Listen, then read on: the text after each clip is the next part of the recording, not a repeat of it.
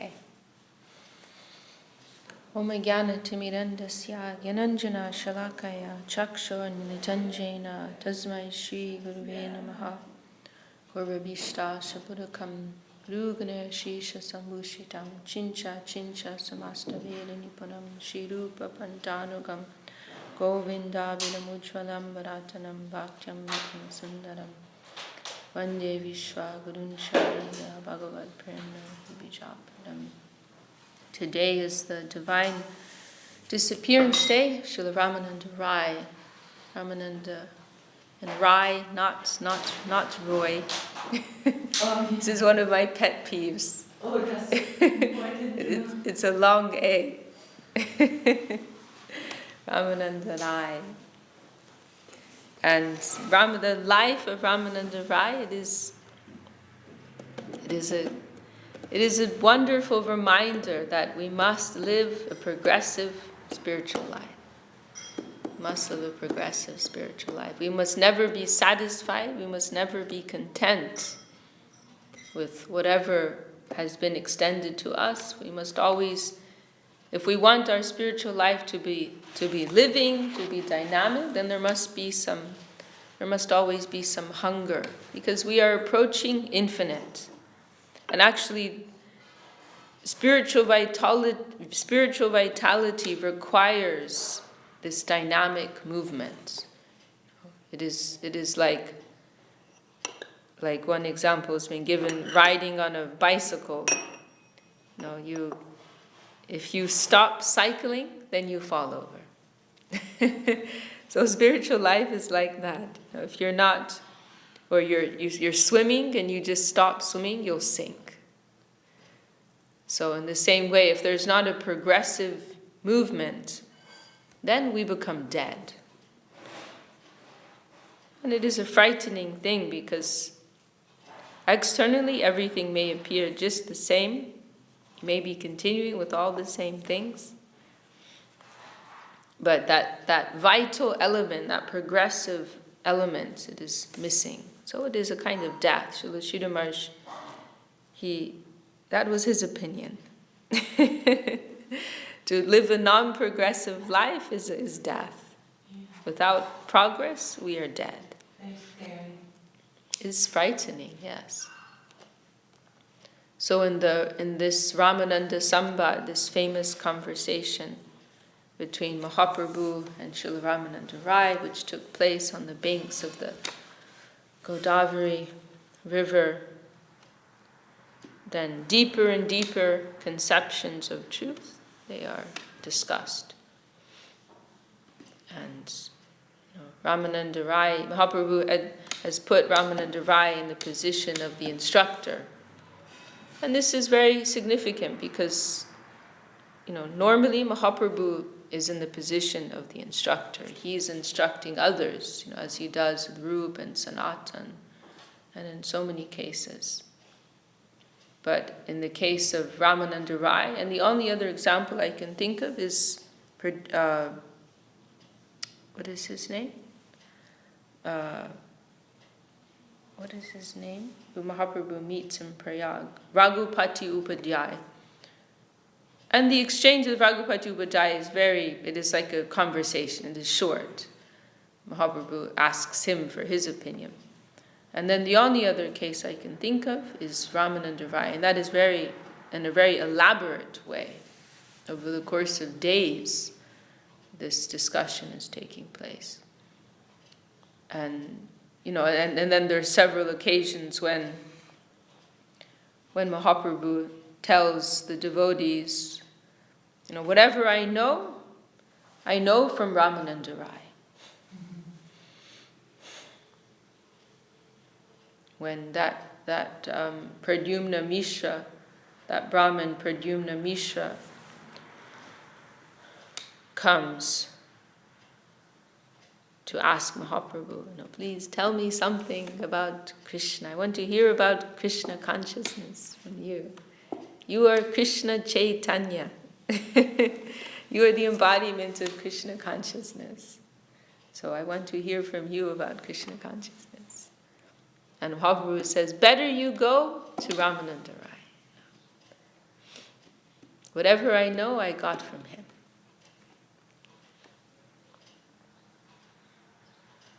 And he puts Ramananda Rai, when the examination of Srila Rupa Goswami takes place, then Mahaprabhu puts Ramananda Rai like as the head examiner there.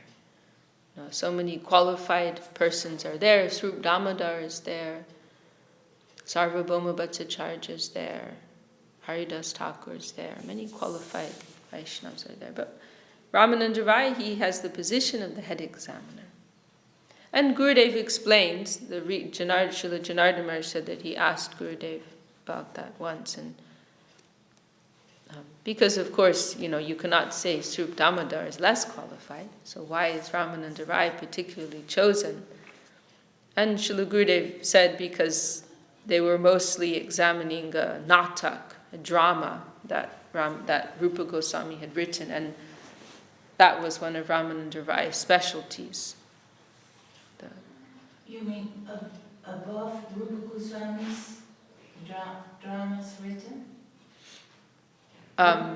I'm saying that there was this occasion when Mahaprabhu examined Srila Rupa Goswami. It was like his way of announcing Srila Rupa Goswami as his successor. But in that meeting, in that gathering, which took place at the residence of Haridas Thakur, where Rup and Sanatan would also stay, then Ramananda Rai was appointed as the head examiner. And Gurudev said, because particularly they were examining these nataks that were composed by Rupa Goswami. And that was the Vidagdha Madhava, Lalita Madhava. And so Ramananda Rai was particularly expert in that field. In directing the dramas? Or in composing. Yeah. Mm-hmm. But they were also composing dramas, right? Who? Like Rup and Well, that's what I'm saying. Yeah. Rupa Goswami they were in this examination that took place. They were particularly examining these two nataks that Rupa Goswami had written. And so, for that reason, Ramananda Rai was appointed as the main examiner because he was particularly expert in that field of literature. So, very, very, dignified position, Ramananda Rai. And so in that conversation on the banks of the Godavari, Mahaprabhu he's putting Ramananda Rai in the position of his teacher, of his instructor. Padalok Sajya Nirnoy. Please recite a verse that is stating what is the goal of life, what is the ultimate goal of life. And as Srila Sridhar Maharaj has commented, all theistic conceptions, they are covered within that, going from more gross and more subtle conceptions of the Absolute. And so, they're gradually going to deeper and deeper conceptions. And Ramananda Rai is presenting something, and then Mahaprabhu is rejecting it in the beginning. Eho baya age kahapar. This is an external conception. Go deeper, go deeper. And beginning with theistic practice that is within the relativity of this mundane plane, within the relativity of our identification with with this mundane plane and our mundane existence. You know, that's really, how the progression moves. It becomes less, us viewing the absolute through our perverted lens of selfishness, and more realizing his nature and reciprocating accordingly, with clear vision as to what his nature is and how one may properly approach him. So they go from Varnashram Dharma, where there's a remote connection, the hazy connection with the Lord, to Karma Mishra Bhakti, serving the Lord, on the basis of one's own desires, or mixed with one's own desires. Jnana Mishra Bhakti, devotion mixed with, our desire, one's desires for liberation, for knowledge, these things. And then finally, the platform of pure devotion, Jnana Shunya Bhakti, calculation-free devotion, knowledge-free devotion is established. Jnane prayasham udapashya namante eva jivanti sanmukaditam bhavadiyavartam stanestito shutigatam tanuvan manobir ye prayaso jitajito piyasi taistrilokyam. One who, this, when Ramananda Rai presents this verse, then for the first time Mahaprabhu accepts. Eho hoi, age kahavar. This is okay. If you say calculation-free devotion, right? Jnana Shunya Bhakti. Does it, and there's that jnana in it, does it mean also like desireless? Would that be the same? Desireless. Yes, like... Free from selfish desire. Yeah. Yes, certainly. Yes. Yeah, I know normally we say knowledge-free devotion, but sometimes I feel like calculation is a broader way of understanding it. This is good, this is not, this is bad, like that. Well, like approaching the absolute with some vested interest. Mm. And in a broad sense, that also includes karma and jnana. In a broad sense, what that verse is saying is approaching the absolute with any type of vested interest, so some calculation of one's gain. So that can include, in a broad sense, that can include both karma and jnana. Because karma, the idea behind karma is that we're gaining something in this world. And the idea behind jnana is we're gaining something in the next world, in a more subtle sense. So gaining in a gross sense or gaining in a subtle sense. Or like one way Srila Swami Maharaj Prabhupada expressed it, bhukti and mukti is the desire to be important materially or spiritually. Like that. So in both cases there's calculation of one's own interest.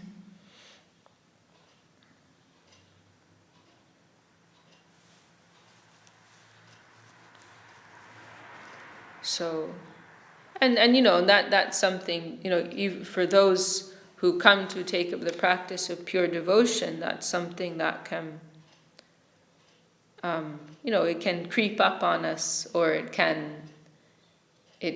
may be like, mixed in an unconscious way with our practices, and that subtle idea, may be pervading our practicing lives, our serving lives. That in our exchanges with the devotees, or in our approach to the Lord, to Guru, there may be subtly that kind of conception there, that we cannot help it actually, because we're carrying so much baggage from previous lives. So we are, we cannot, it's not possible for us to come with a completely pure, heart.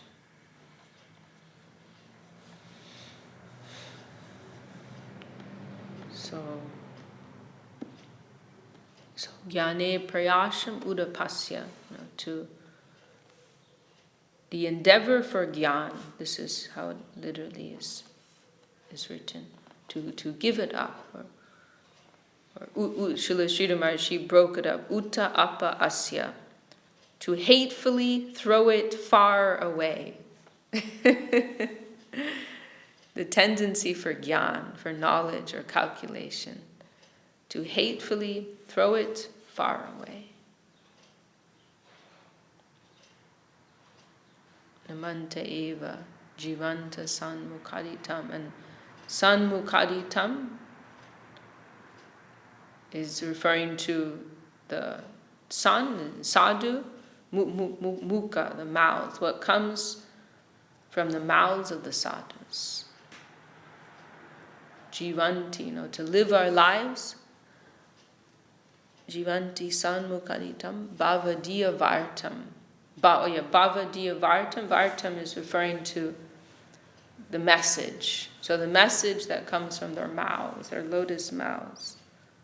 Stane stito shrutigatam tanuvan manobir. Tanu is body. Tanuvan, van, vak, vakya, the speech, manobir, the mind. So physically, mentally, verbally, to dedicate ourselves to the what is coming from the mouths of the sadhus. You were saying progressive, that we always be aware that our path is progressive. Now, when you older, or when you get sick or something, then sometimes can be more,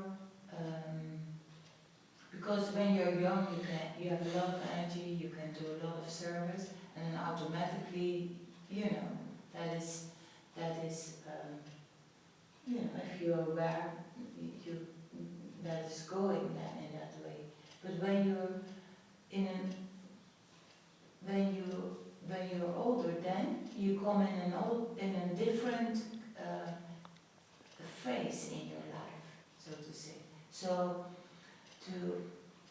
I heard also, and I realized that also in my life, Gurudev said attentive attention, like to what you do, that you give that attention, full attention, what you actually, I'm very small, so I cannot, really realize who is Guru and the greatness of the infinite and all that.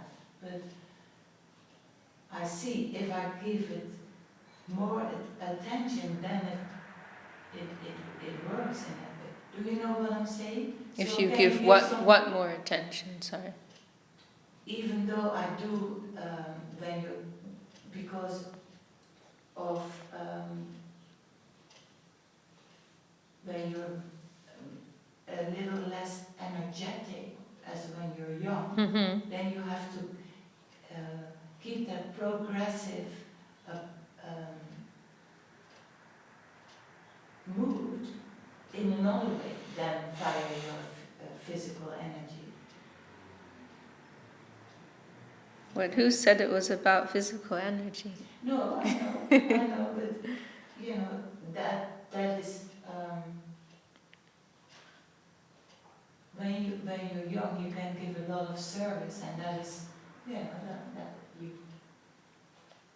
that makes you happy to do that, right? The thing is, we have to see that it is a living thing. Yeah. And from an objective viewpoint, we can say, oh yes, now this has happened, that has happened, I have to, I'm becoming older now, and now I have to retire, and that's a superficial view of things. But if we're trying to see from the subjective side, then we will see in a very clear way that the Lord is behind this, and this is a new type of surrender that I have to embrace. Exactly, that's what I mean. Yes. And to do that, you have to, there's also a search, because you have to be very... Because that's actually a kind of, I can say from my own experiences, I'm still relatively young, but my health has caused me to experience things which probably most people don't experience till they're older. So, there's an ego that's there, at least I can say for myself, in being able to do, and being able to achieve a certain level in our service lives. There's an ego there, In the beginning, we may be, may not have so much enthusiasm or so much earnestness, and we may have to be prodded to do things. But at a more mature level, then you're very eager to do many things. But there's also an ego that comes from that. So then that ego also has to be broken. If I think of myself in the years I was serving in Navadvip, what an intense level I was able to sustain, up at 4 o'clock in the morning every day, and, serving all day, going to bed after 10, living on 5 hours of sleep for years, and less during festival time, and just on the go doing so many things, And now, with the health things I'm struggling with now, I'm struggling to be here for 6 or 7 o'clock in the morning. That's humiliating for me. My ego burns about that, And when I'm having a bad day, I'm only able to reply to 1 or 2 messages, and I can't do very much at all on bad days. And I'm seeing my ego there. It's a humiliation with me. So that's it's another level of surrender, to embrace the fact that you're completely helpless and you can't do anything. It is a very humbling thing to go through. But what you're doing now to reach out Okay, this is another conversation. So you found your niche, right? No, but let's just discuss the principle. Saji, you're so loving. You're turning it to being about me. Or I'm turning it to be about me. My egoistic mentality. But just to say, that's been my experience. There's an ego that comes from being able to serve at a particular level. So that ego has to be broken, for continued progress. We have to be free from that. The Lord does not tolerate pride in His devotees. You can also do a lot of service. I'm not speaking about me, but a lot of service can be done without ego. Of course, yeah. I'm just saying that, if someone is feeling frustration because they're not able to serve as they used to, then they need to look deeper to see, why is this happening? There that's, I'm giving one case scenario. It may simply be, it is desired that person will give more attention to other services, Shravan and Kirtan. Give more attention to fine-tuning their understanding of the conception. that time that would have previously been spent more physically, it can now be used in another way. Can be channeled in another. That service desire can be channeled in another direction. Service is a higher understanding of service is that it's not a physical expression at all, but it is a mode of being. It is really an aspiration. Yeah. Really, Krishna consciousness exists in the aspiration for Krishna consciousness. To the degree that you're aspiring for Krishna consciousness, to that degree you are Krishna conscious. And this is something that we see mentioned, in many places in the writings of our gurus. Radhika Madhavasham Prapto Yasya Pratita Kripaya. That's it. Namasheshtam Manumapi Shachipucham Achasarupam Rupam Tasyagrajam Urupadim Bhatadim Koshtavatim Radha Kundam Girivaramahor Radhika Madhavasham Prapto Yasya Pratita Kripaya Shri Gurun Tam Natosmi. This is a very deep, very profound point. Here in Raghunath Das Goswami's prayer, he's listing all of the gifts that one has received from Sri Guru. The holy name, Mahaprabhu, Rup, Sanatan, Vrindavan, Govardhan, and finally Radhika Madhavasham. Asha is hope. So the hope, the desire, the aspiration to serve Radha Madhava doesn't say the service of Radha and Krishna. He's saying the aspiration to serve them. And this is something that is not just mentioned in one or two places, but repeatedly. Then also in the famous verse of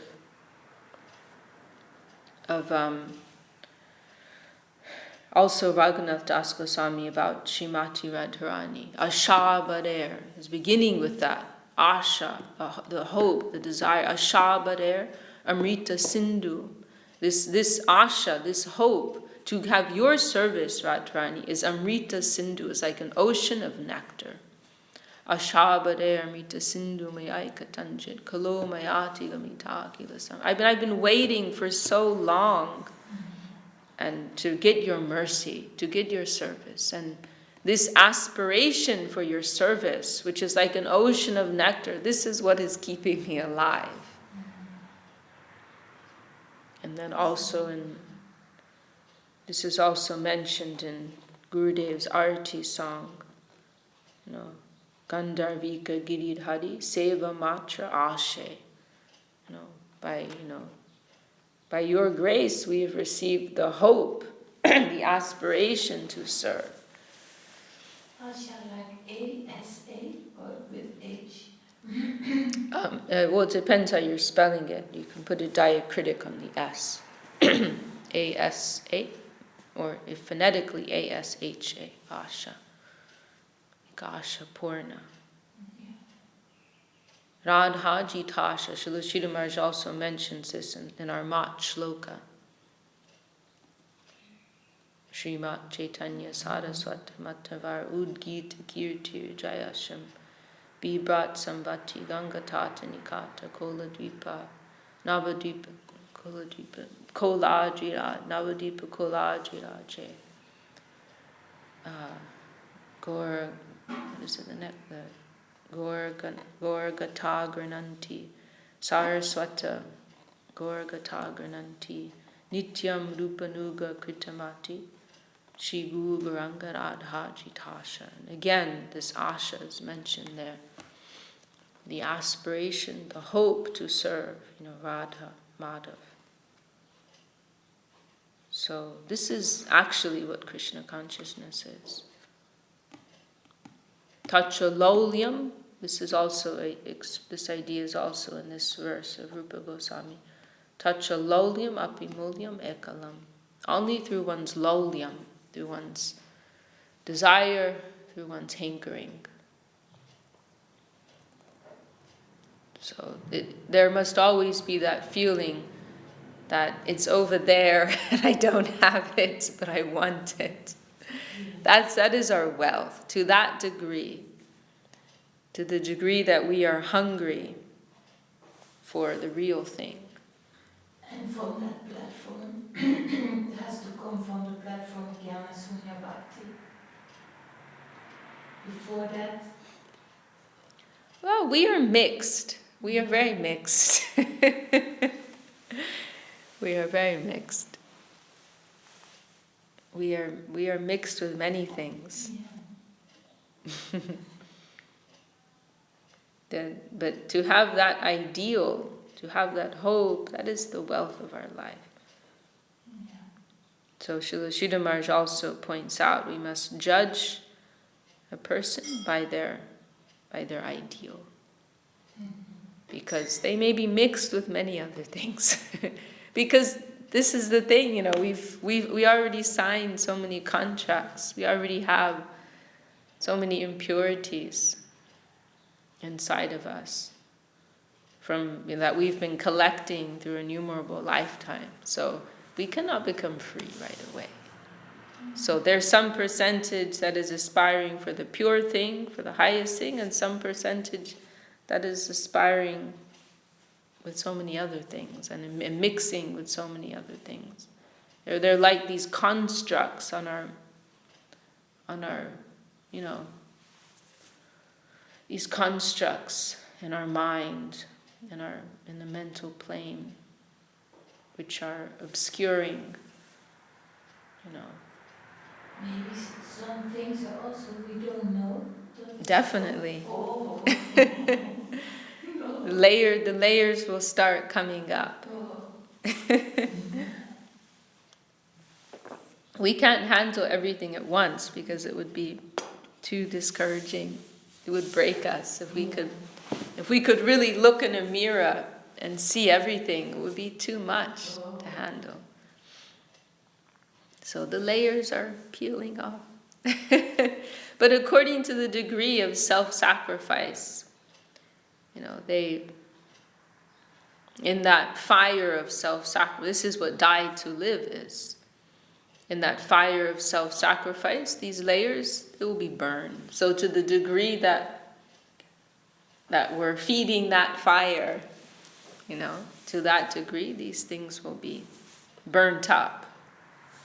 And the bright self will emerge.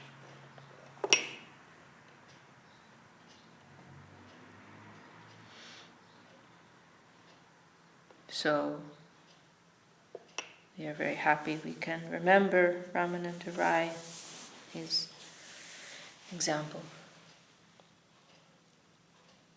This is what we can learn from the life of Ramananda Raya. And at the conclusion of their discussion, then on this platform of knowledge-free devotion, Jnana Shunya Bhakti, then they're progressively going to deeper and deeper conceptions of the Absolute, or relationships with the Absolute. Then the progression begins in the plane of rasa. So, dasya, sakya, vatsalya, madhura ras. And then, Krishna Tattva, Radha Tattva is discussed. And then Ramananda Raya thinks, okay, we've reached the peak now, we've reached the pinnacle, now the conversation's over. And then Mahaprabhu is still pushing. I want to hear more, a little more. And Ramananda is saying, well, I don't know if my intelligence can go beyond this.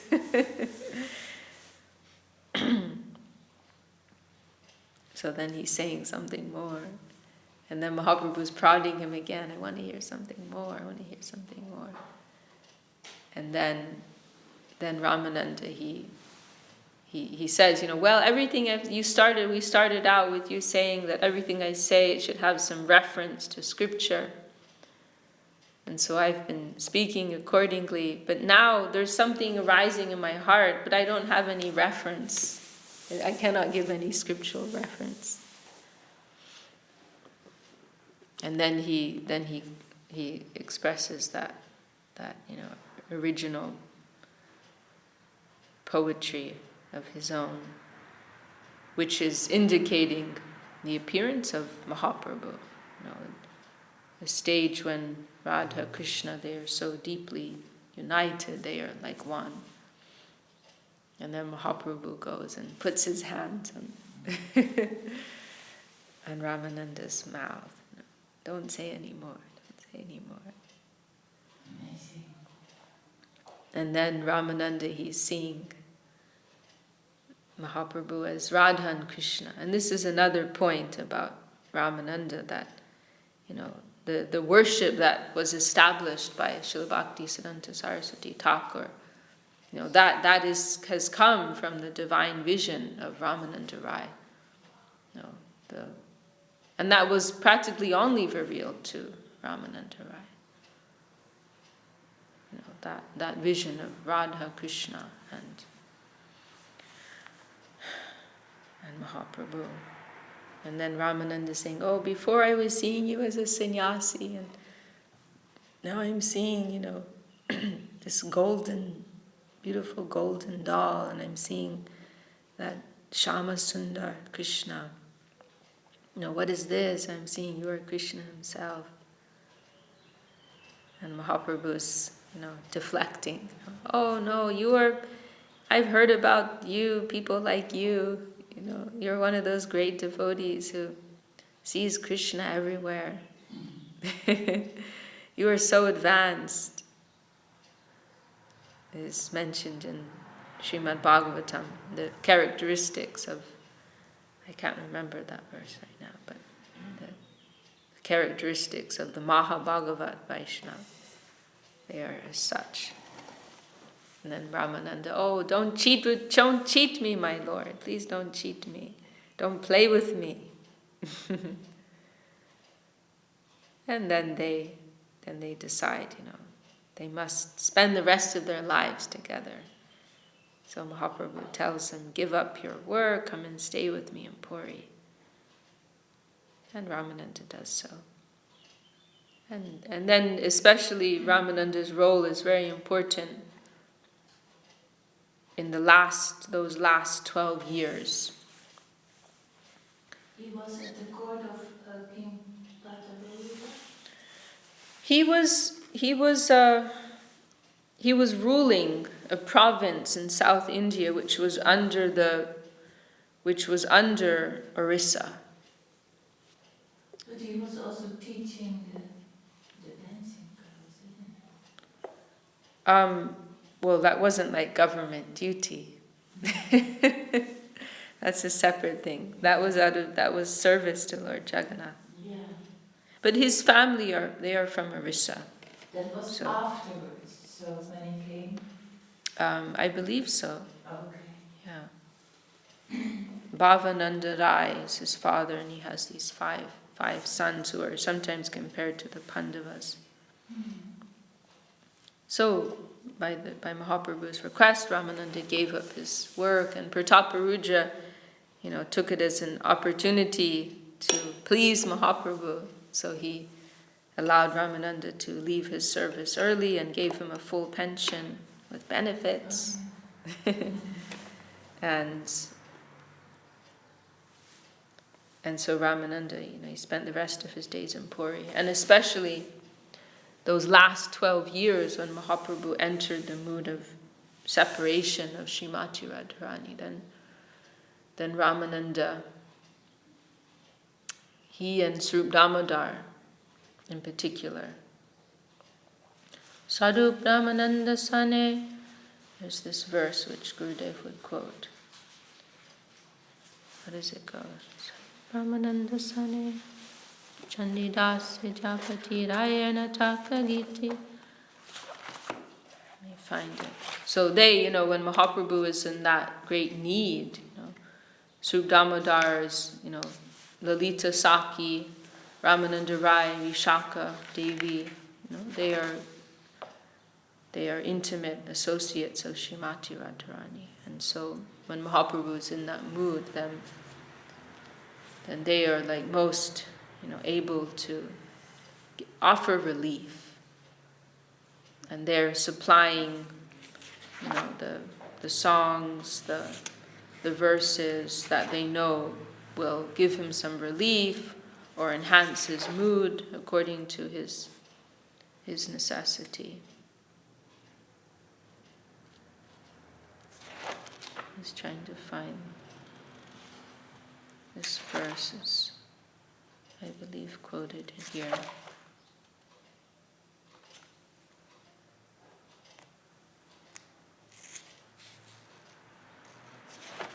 Or maybe it's not.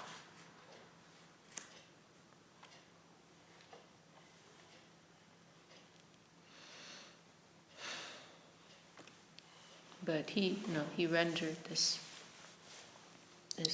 very valuable service, most intimate service to Mahaprabhu, along with Sriyukta Damodar in Mahaprabhu's last years. And another point which Gurudev mentioned, interesting point about Ramananda, is that he said he was very strong, and he was like I don't remember the exact word, something like a general. He gave great strength because he stayed for some, after Mahaprabhu left the world, he stayed for some time, and he gave much strength to the society of Mahaprabhu's followers. Sriyukta Damodar, he could not tolerate, he left same day or next day, it is not sure, but he left practically immediately at the same time as Mahaprabhu. Sriyukta Damodar could not tolerate to live one instant without Mahaprabhu. So it's said, that he spent a day, because Mahaprabhu disappeared mysteriously, and it's mentioned possibly Sriyukta Damodar spent a day looking for him, and when it was clear that he had really disappeared, then he also left. So he didn't stay more than a day after Mahaprabhu had left. He's described as the second, Mahaprabhu the second, Dvitiya Vigraha, the second form of Mahaprabhu. So these were the two principal leaders in Mahaprabhu's group. Nityananda Prabhu, he was preaching in Bengal, and also Nityananda Prabhu, he is an avadut. He's in a different category. No, he's an eccentric Lord, let's say, playful, very playful Lord.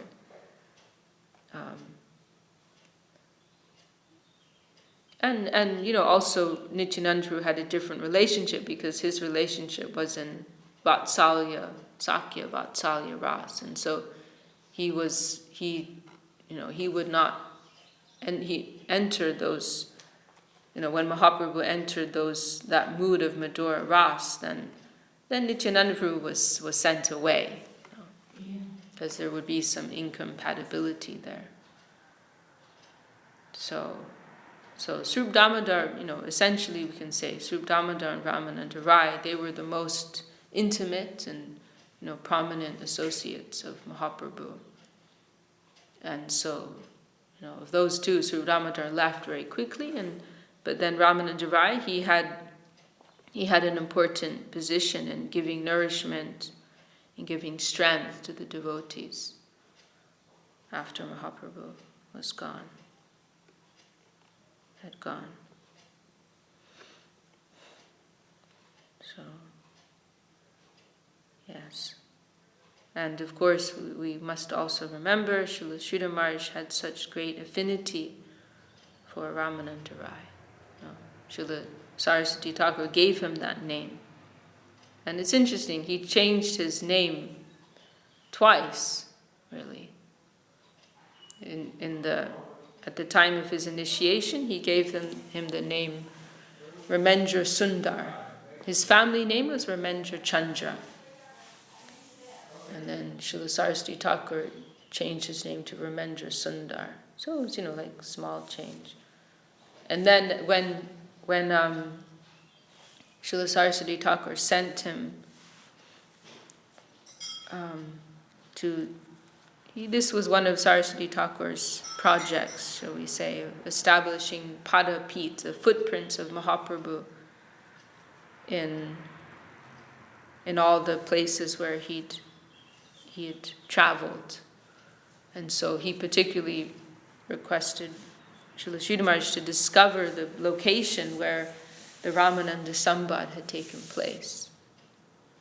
And Srila Sridhar Maharaj did so. And at that time, Saraswati Thakur changed his name to Ramananda Das. Have you ever been I've never been there. there? Have you heard about it? Is there a temple? Is there something? I believe there was a Gaudiya Math established there. So, this was really how Srila Sridhar Maharaj identified himself. And we see that even after he receiving sannyas, Srila Sridhar Maharaj would sometimes refer to himself as Ramananda Das. At the conclusion of his Prema Dhamma Deva Stotram, he refers to himself. Ramananda Das, this verse 70. And also at the beginning of Sharanagati, in his introductory verses to Sharanagati, he also refers to himself like that, as Ramananda Das. So, and when did Saraswati Thakur give him that name? The way I've heard it, it was at the time when he sent him to South India to discover that place. That was how I heard it. Gurudev, he gave one talk in Russia once on Srila Sridhar Maharaj's appearance day, and he spent most of his talk talking about Ramananda Raya. And then at the conclusion he said, and you may be asking, why I'm saying it's Guru Maharaj's appearance day, why I'm saying Ramananda. And he said, because he is the non-different manifestation of Srila Ramananda Raya. That was what he said. And Srila Sridhar Maharaj also had, I think we mentioned, he had so much appreciation for that Ramananda Sambad. And Gurudev, he commented that in his last days, Srila Sridhar Maharaj, actually I think Goswami Maharaj had asked Gurudev, did Guru Maharaj hear anything in particular in his last days? And Gurudev said no, but sometimes he would request to hear from the Ramananda Sambad. There's one place Srila Sridhar Maharaj, he's saying, I'm always there. I'm always thinking of that divine conversation. And his whole approach to ontological analysis is based on that conversation. The conception of gradation, which he discusses so much, that comes from there. Dive deep into reality, going to deeper and deeper conceptions. It's all coming from there. So we are fortunate we have heard the name of Ramananda Raya by the grace of our gurus. We pay our dandavat. We are not able even to pay our dandavat, because paying dandavat is not just a hand gesture or an obeisance on the ground. We are not actually able to give proper honor verbally, mentally, or physically to such souls. But we're just grateful we have some kind of connection by the grace of our gurus.